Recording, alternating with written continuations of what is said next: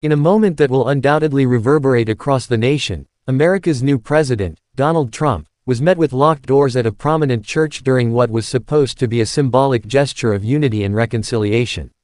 The incident, described by many as a betrayal of Christian values, has sparked an uproar, raising questions about the role of faith in an era of political polarization. An unprecedented snub. For centuries, American presidents have turned to houses of worship as spaces of solace and symbolism.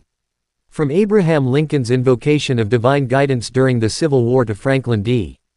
Roosevelt's prayers for peace during World War II, churches have long been intertwined with the nation's leadership. But Trump, one of the most controversial presidents in modern history, found himself locked out, a stark reminder of the deep divisions defining his presidency.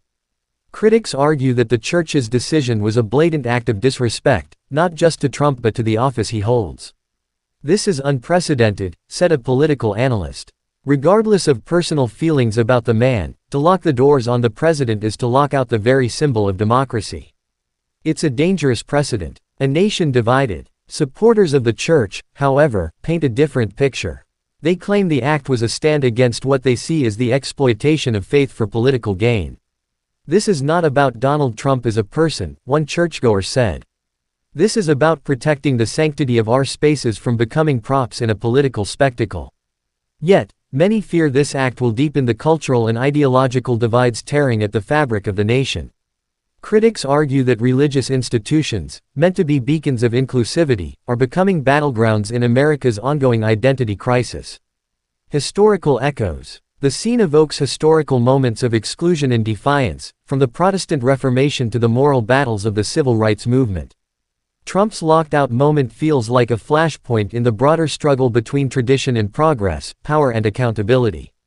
Analysts warn that this act could have lasting consequences. The country stands at a crossroads, one commentator noted. If faith leaders start taking sides in political disputes, we risk losing the few neutral spaces we have left. This could mark the beginning of a new era of ideological warfare. What comes next? The locked doors are more than a literal barrier, they are a symbol of a nation wrestling with its identity. For Trump supporters, it's yet another example of the so-called elites turning their backs on the common man. For others, it's a necessary step in reclaiming the moral high ground. As the nation debates the implications of this act, one thing is certain: this is not just about Donald Trump. It's about the future of faith, politics, and power in America.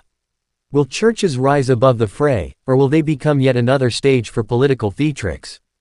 Join the conversation. Like, subscribe, and share your thoughts. The nation is watching, and your voice could shape the next chapter of this unfolding story.